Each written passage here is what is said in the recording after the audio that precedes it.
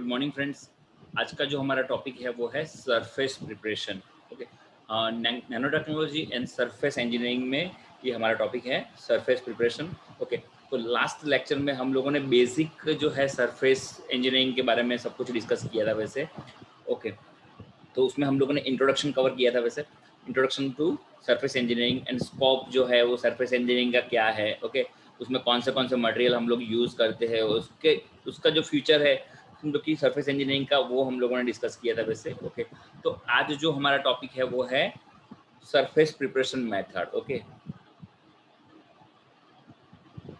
तो what is surface preparation, उसके बारे में थोड़ा सा इंट्रोडक्शन हम लोग करें तो सर समझो कि सरफेस प्रिपरेशन में उसका मतलब ही यही होता है कि हम लोग कोई एक जो समझो कि सरफेस है उसको प्रिपेयर कर रहे हैं, उसके नाम में ही उसका समझो फंक्शन है कि सरफेस को प्रिपेयर करना। ठीक है, to obtain the best result from a paint system at the best possible surface preparation consist with the degree of sophistication of the system is required. Okay, तो समझो कि यहाँ पे जितनी अच्छी हमारी जो सतह है, सरफेस जो अच्छी रहेगी, बराबर, जितनी अच्छी प्रिपेयर होगी उसके हिसाब से ऊपर हम लोग अच्छी तरह से उसके ऊपर कोटिंग कर सकते हैं, उसके ऊपर कोई दूसरी मेटल या दूसरी कोई चीज़ का समझो कि जो हार्ड मेटल है, और हम लोग ने लास्ट लेक्चर में डिस्कस किया था वैसे।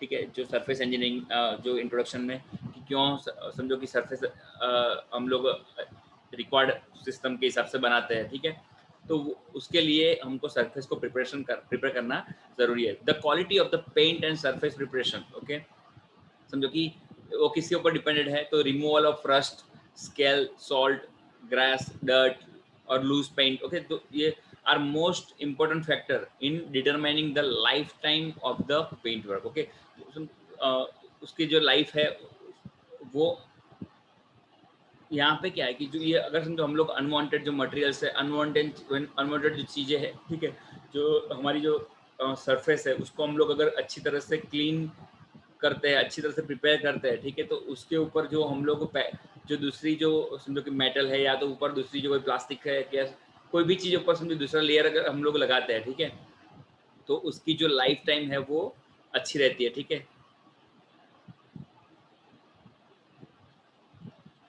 तो first class preparation has be potential to extend the protective life of the any paint system. यहाँ पे एक पेंट सिस्टम का एक एग्जांपल दिया हुआ है वैसे।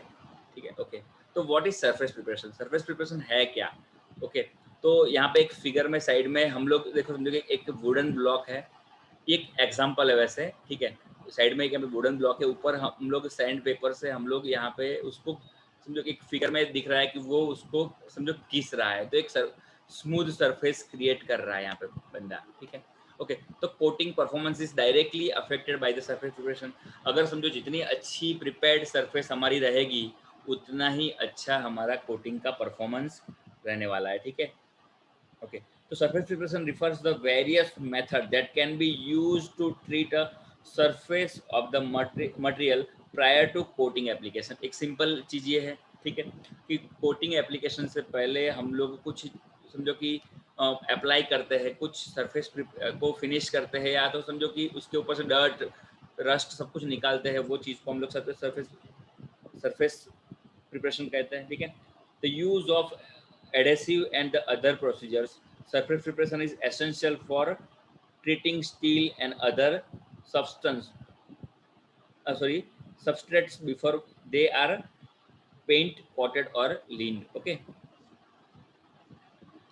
then समझो कि as high as 80% all coating failure can be directly attributed to the inadequate surface preparation that affect coating adhesion. Okay, तो यहाँ पे समझो 80% ऑफ जो कोटिंग हो रहा है, ठीक है, टोटल ऑल कोटिंग में जो जो फेलियर जो है वो डायरेक्टली समझो कि उसके कारण सरफेस प्रॉपर प्रिपेयर ना होने के कारण समझो कि ये होता है। ठीक है, तो ये डायरेक्टली समझो 80% जितना जो कि कोटिंग फेलियर है वो इसके ऊपर डिपेंडेड है। ओके, तो अगर समझो कि अच्छी सरफेस प्रिपरेशन नहीं करी है, तो यहाँ पे एक एग्जांपल दिया हुआ है कि 80% जितना जो कोटिंग फेलियर जो हो रहा है वो इसके कारण हो रहा है कि हम लोग अच्छी तरह से सरफेस प्रिपेयर नहीं कर रहे हैं, इसलिए ये हो रहा है। ठीक है, the majority of paintable surface are concentrate ferrous metal, galvanizing and aluminium. Okay,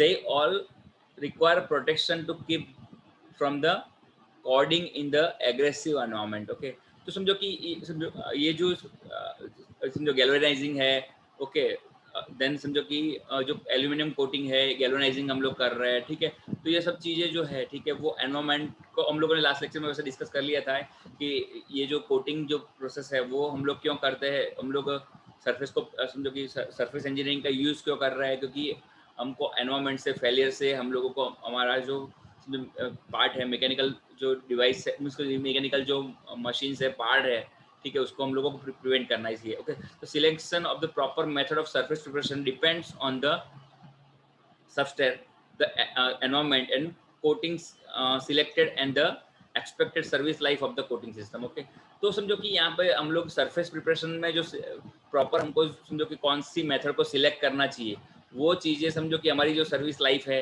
environment है हमारा, जो जहाँ पे हमारा जो मैकेनिकल पार्ट है वो वर्क करने वाला है, उसका एनवायरमेंट कैसा है, ठीक है, उसके हिसाब से समझो कि कितनी हमको सर्विस लाइफ चाहिए। ओके, तो उसके हिसाब से ये डिसाइड किया जाता है, ठीक है।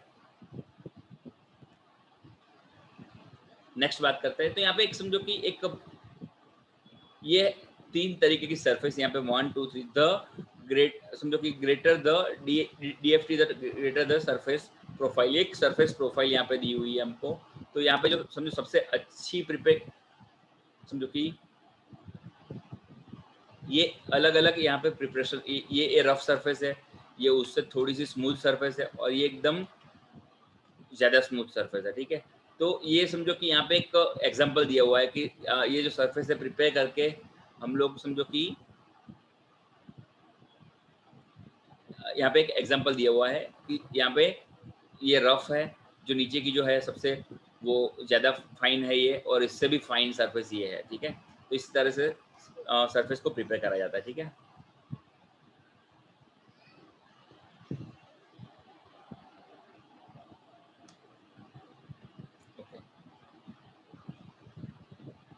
तो समझो सबसे पहली बात करें तो reason why part must be clean. Okay, कि सरफेस को समझो कि क्लीन क्यों करना पड़ता है, ठीक है, सरफेस को प्रिपेयर क्यों करना पड़ता है सबसे पहले।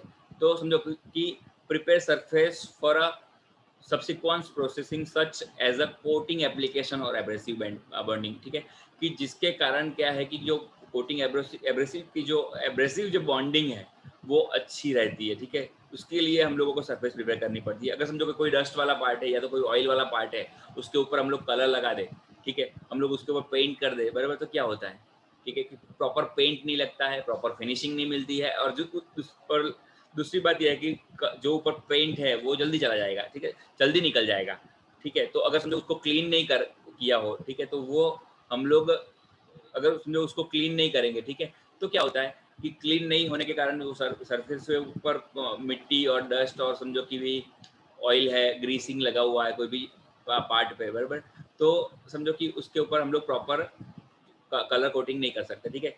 देन दूसरी बात, improve hygiene condition for workers and customer. बहुत ही समझो अच्छा पॉइंट है कि जो समझो कि अगर कोई भी चीज़ क्लीन होगी तो उसमें हाइजीननेस ज़्यादा होगी, तो वर्कर और कस्टमर के हाइजीन के लिए ये प्रिपेयर करा जाता है, ठीक है। Then remove contaminants that might chemically react with the surface. Okay, तो समझो कुछ ऐसी चीज़ें हैं, समझो कि अगर कोई एसिड एसिड समझो कि भी कोई भी पार्ट पे एसिड में वर्क कर रहा है, तो अगर समझो कि हम लोग वो पार्ट पे कोई एसिडिक चीज़ें है, ठीक है, या तो कोई समझो ऐसी कोई चीज़ें है कि जो दूसरी चीज़ों से रिएक्ट करती हो, केमिकली रिएक्शन उसमें उसके ऊपर आता हो, ठीक है, तो वो रिमूव करने के लिए, वो सिर्फ जो अनवांटेड पार्टिकल्स है, बराबर, जो कंटामिनेंट्स है वो उसको रिमूव करने के लिए। ओके, देन दूसरा, एनहांस अपीयरेंस एंड परफॉर्मेंस। तो अगर समझो कोई भी सरफेस क्लीन होगी तो उसका जो लुक है, यानी उसका जो अपीयरेंस है और उसका परफॉर्मेंस है, वो दोनों चीज़ें उसकी एक एक्स्ट्रा ऑर्डिनरी होती है, ठीक है, तो इसलिए इसको क्लीन करना पड़ता है, ठीक है।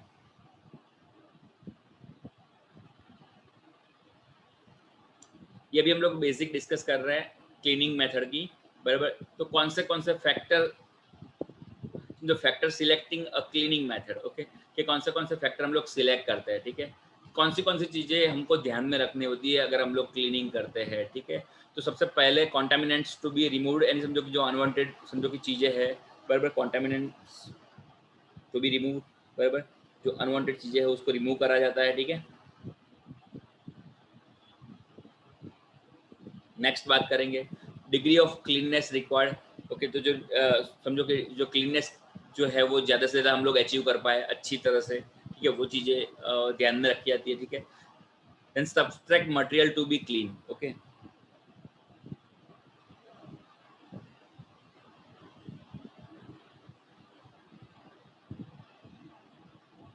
ओके, तो जो समझो कि जो मटेरियल समझो कि substrate material to be clean, यानी समझो कि जो मटेरियल वहाँ पे समझो कि कोई भी पार्ट है उसके ऊपर दूसरा कोई मटेरियल लगा हुआ है, ठीक है, तो उसको क्लीन करा जाता है। पर्पस ऑफ क्लीनिंग, यानी क्लीनिंग का क्या पर्पस है वो ध्यान में रखा जाता है, ठीक है। Then environmental and safety factors. Okay, अभी जस्ट हम लोगों ने सेफ्टी फैक्टर्स की बात करी कि एनवायरमेंटल फैक्टर और सेफ्टी फैक्टर्स को भी ध्यान रखा जाता है, ठीक है। Size and geometry of the part. Okay, उस हिसाब से समझो कि हम लोग क्लीनिंग मेथड यूज करते हैं। अगर समझो कि साइज जिस हिसाब से समझो कि बहुत बड़ी साइज है तो उसके हिसाब से अलग मेथड यूज करी जाती है, और समझो कि उसकी ज्योमेट्री यानी पार्ट की जो ज्योमेट्री है, ठीक है, उस हिसाब से ये समझो कि फैक्टर्स सिलेक्टिंग अ क्लीनिंग मेथड कौन से। ओके, जो फैक्टर्स है उसके हिसाब से समझो कि हम लोग यहाँ पे अलग अलग ये डिसाइड करते हैं कि कौन सी मेथड हम लोग अप्लाई करें। Okay, size and grain geometry of part. Okay, then production and cost requirement. Okay, तो समझो कि कितना प्रोडक्शन है और कितना कॉस्ट समझो कि हम लोग उसमें क्लीनिंग के लिए यूज कितनी कितने समझो कि ऐसा ना हो कि भी समझो कि कोई पार्ट्स की वैल्यू कम है उसके ऊपर क्लीनिंग की भी प्राइस ज़्यादा हो जाए, ठीक है। तो ये चीज़ें हैं, ठीक है। और अभी जिस बात करिए कॉन्टामिनेंट्स तो भी रिमूव, जो पॉल्यूटेंट्स है, कॉन्टामिनेंट्स को हम लोग पॉल्यूटेंट्स भी बोल सकते हैं, और समझो कि पोरोसियस सब्सटेंस, बराबर, कि जो समझो कि पॉल्यूटेंट्स है और डस्ट है वो सब उसको हम लोग कॉन्टामिनेंट्स बोलते हैं वैसे, ठीक है। तो ये सब चीज़ें ध्यान में रखी जाती है वैसे। ओके,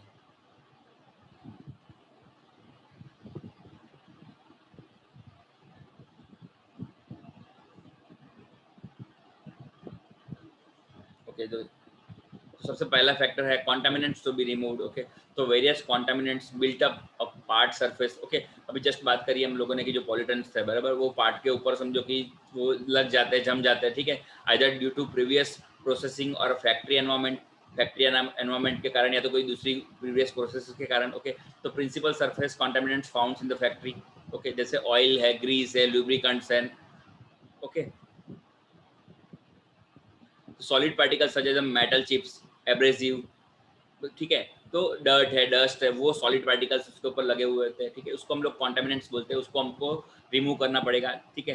तो समझो उसके लिए समझो कि बफिंग एंड पॉलिशिंग कंपाउंड्स है, ठीक है, oxide film, rust and scale, ये सब कॉन्टामिनेंट्स पार्टिकल्स हैं, ठीक है।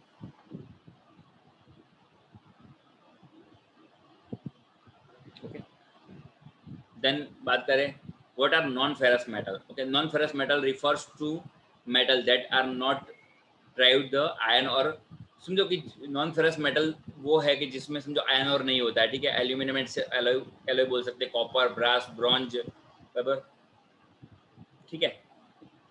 तो समझो कि जो non ferrous materials usually exhibit only transmitting.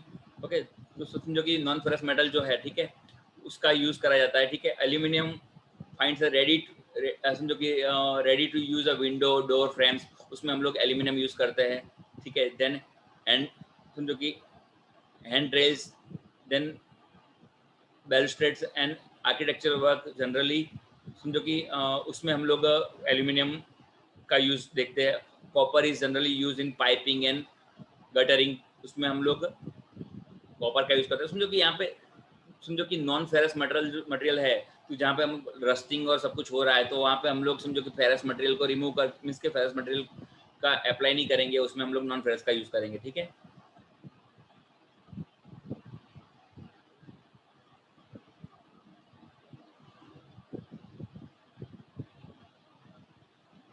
ये सब नॉन फेरस मेटल्स जो है उसकी सरफेसिस है, उसके एग्जांपल्स है वैसे।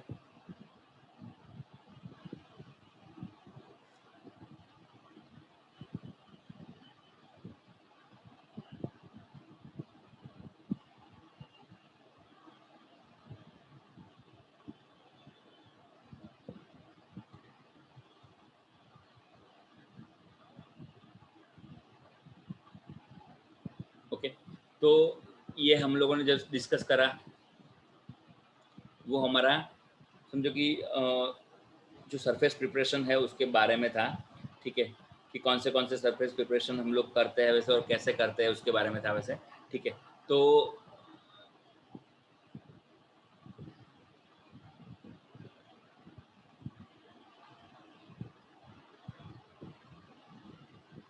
अभी समझो कि हम लोग डिस्कस कर रहे हैं वो है क्लीनिंग प्रोसेस कौन सी होती है उसके ऊपर, समझो कि भाई हम लोग कैसे सरफेस प्रिपेयर करते हैं, ठीक है। तो समझो कि सबसे पहले बात करें तो समझो कि वो है केमिकल क्लीनिंग प्रोसेस, ओके। तो आज समझो कि आज हम लोग सिर्फ केमिकल क्लीनिंग प्रोसेस के बारे में थोड़ा सा हम लोग डिस्कस करेंगे वैसे। तो समझो नेक्स्ट लेक्चर में हम लोग शॉर्ट मीनिंग, हाइड्रोब्लास्टिंग, जो भी दूसरी जो मैकेनिकल प्रोसेसेस है उसके बारे में बात करेंगे वैसे, ठीक है। आज हम लोग सिर्फ केमिकल प्रोसेस और समझो कि इलेक्ट्रोकेमिकल प्रोसेस के बारे में ही बात करेंगे वैसे, ठीक है। तो जो केमिकल प्रोसेसिंग जो है क्लीनिंग के लिए, ठीक है, सरफेस प्रिपरेशन के लिए, तो उसमें समझो कि अल्कलाइन क्लीनिंग है, एमल्जन क्लीनिंग है, सॉल्वेंट क्लीनिंग है, एसिड क्लीनिंग है और अल्ट्रासोनिक क्लीनिंग। तो जहाँ जहाँ पे हम लोग केमिकल का यूज़ कर रहे हैं समझो क्लीनिंग के लिए, ठीक है, तो वो चीज़ को हम लोग, वो प्रोसेस को हम लोग केमिकल क्लीनिंग प्रोसेस बोलते हैं, ठीक है। तो यहाँ पे समझो कि केमिकल को स्प्रे कराया जाता है क्लीनिंग के लिए। यहाँ पे दिख रहा है, देखो राइट साइड पे जो एक बंदा है वो समझो कि हाथ में एक समझो कि सॉल्वेंट या एसिड या अल्ट्रासोनिक क्लीनिंग जो मशीन है उसकी गन लेके कोई भी चीज़ को समझो कि पर्टिकुलर पार्ट को वो क्लीन कर रहा है वैसे, यहाँ पे दिख रहा है वैसे, ठीक है, ओके। तो अल्कलाइन क्लीनिंग समझो कि use the alkali to remove oil, grease, wax. तो अल्कली जो है ठीक है, समझो कि ऑयल ग्रीस जो है उससे वो जल्दी समझो कि उसके साथ में क्लीन कर सकते हैं wax and various types of particles, जैसे मेटल चिप, सिलिका, ओके, वो सब चीज़ों को, okay, from a metallic surface. Alkaline cleaning है जो उसमें समझो कि एक अल्कलाइन क्लीनिंग सिस्टम जो है उसमें हम लोग अल्कलाई का यूज़ करते हैं, ओके, अल्कलाई सॉल्यूशन का यूज़ करते हैं, इंक्लूड सोडियम है, पोटेशियम हाइड्रोक्साइड है, समझो कि NaOH और KOH जो पोटेशियम हाइड्रोक्साइड है, ओके, सोडियम कार्बोनेट है, ठीक है, Na2CO3, ठीक है, देन बोरॉक्स। ये सब जो अल्कली मटेरियल है, ठीक है, उसका यूज़ हम लोग, सॉरी, अल्कली जो केमिकल है उसका यूज़ हम लोग करते हैं सरफेस को क्लीन करने के लिए। यहाँ पे राइट साइड पे सरफेस को क्लीन करने के लिए एक समझो कि हम लोगों ने यहाँ पे एक एग्जांपल दिया हुआ है जो साइड साइड में, ओके। तो immersion of spraying followed by the water rinse to the remove residue, okay. तो यहाँ पे समझो कि अल्कलाइन क्लीनिंग सिस्टम यहाँ पे एक एग्जांपल दिया हुआ है। नेक्स्ट बात करते हैं इमर्जन क्लीनिंग, बराबर। तो use organic solvent, okay, immersion cleaning system जो है उसमें dissipate in the aqueous solution, okay. तो समझो कि जो ऑर्गेनिक सॉल्वेंट है उसको एक्वायस सॉल्यूशन के अंदर डिसिपेट किया जाता है, ठीक है। देन समझो कि सुटेबल, ये किसके लिए सुटेबल है, तो समझो कि मेटल और नॉन मेटल पार्ट के लिए ये प्रॉपर सुटेबल है, okay. Must be follow by the alkaline cleaning to eliminate all residue of the organic solvent prior to plating, okay.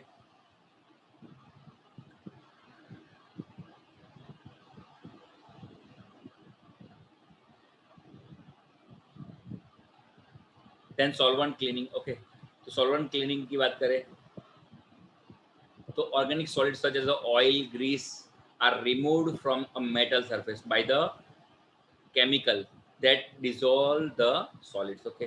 तो समझो कि जो सॉलिड को डिसॉल्व कर पाते हैं उसको वो केमिकल, समझो कि ऑर्गेनिक सॉलिड्स जो है, ठीक है, जैसे समझो कि ऑयल है, ग्रीस है, ये सॉल्वेंट क्लीनिंग के थ्रू हम लोग, समझो कि आप लोगों ने शायद देखा होगा कि अगर समझो कि हम लोग बाइक बाइक है, समझो कि हमारा ऑयल बाइक में से अगर बाहर निकला हो तो हम लोग उसके ऊपर पेट्रोल डालते हैं या तो सॉल्वेंट डालते हैं तो केरोसिन से साफ करते हैं, ठीक है। तो जो ऑयल वाले जो पार्ट है, ठीक है, तो वो समझो कि अगर पेंट हमारे हाथ में लग गया है तो उसको रिमूव करने के लिए हम लोग क्या करते हैं, उसके ऊपर केरोसिन डालते हैं, ठीक है, या तो सॉल्वेंट डालते हैं।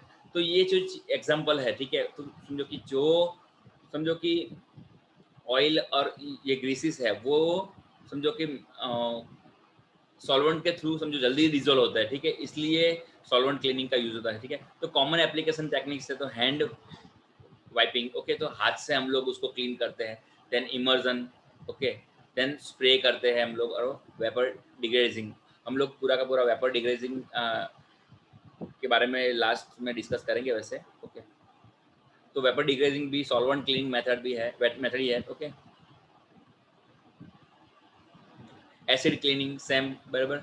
तो यहाँ पे हम लोग एसिड का यूज करते हैं, जैसे HCl हाइड्रोक्लोरिक एसिड है, नाइट्रिक एसिड है, वैसे तो NHO3। Okay, then phosphoric acid है, देन सल्फ्यूरिक एसिड है, H2SO4। ओके, तो वो ये एसिड का हम लोग यूज करते हैं फॉर समझो कि सॉकिंग स्प्रेइंग की मेथड से। ओके, हम लोग स्प्रे करते हैं, उसको सॉक करते हैं, ठीक है।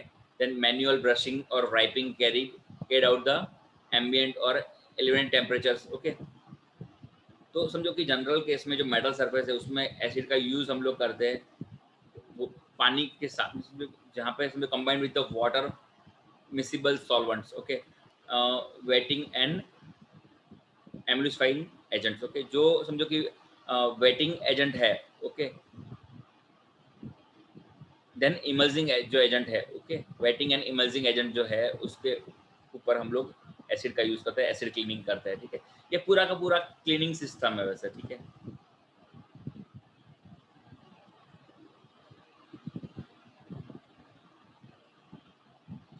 और समझो एसिड पिकिंग जो है वो है थिकर ऑक्साइड जो है, रस्ट है और स्केल्स के लिए हम लोग उसका यूज करते हैं, ठीक है।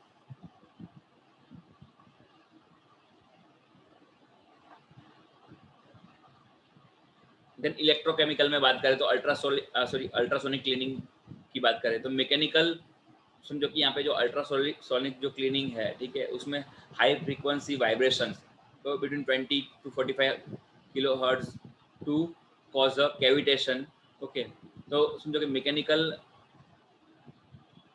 Agitation of the cleaning fluid by the high frequency vibration. Okay, तो यहाँ पे हाई फ्रीक्वेंसी वाइब्रेशन के कारण हम लोग यहाँ पे समझो क्लीनिंग करते हैं, तो जो combines chemical cleaning and mechanical agitation समझो of the cleaning fluid. Okay, तो cleaning fluid is generally an समझो aqueous solution containing alkaline detergent. Okay, तो जो ये में क्लीनिंग फ्लूइड है वो अल्कलाइन डिटर्जेंट को कैरी करती है और वाइब्रेशन के साथ यहाँ पे अल्ट्रासोनिक क्लीनिंग प्रोसेस होता है, ठीक है। तो highly effective for the removing surface contaminant, surface के ऊपर जो समझो कि डस्ट रस्ट जो लगी है उसके लिए समझो कि ये अच्छा है, ठीक है।